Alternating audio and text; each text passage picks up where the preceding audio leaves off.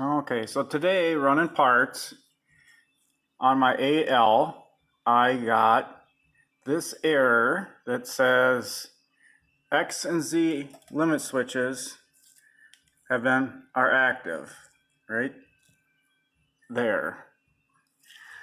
So trying to figure out what the heck, right in the middle of the run, carriage was all the way up here running the part. Well, guess what? When you're running steel and a chip gets down here and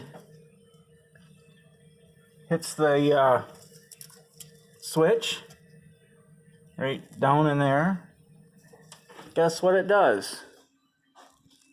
It trips out the machine and you get a new limit switch error.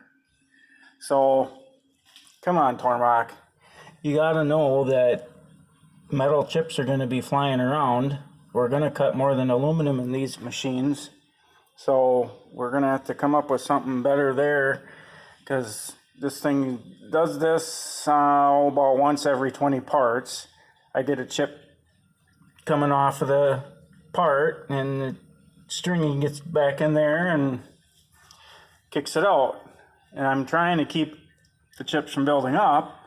It's just, you know, you're got parts flying, pieces flying, and yeah, so other than that, the machine's working great, holding tolerances, like, no problems. So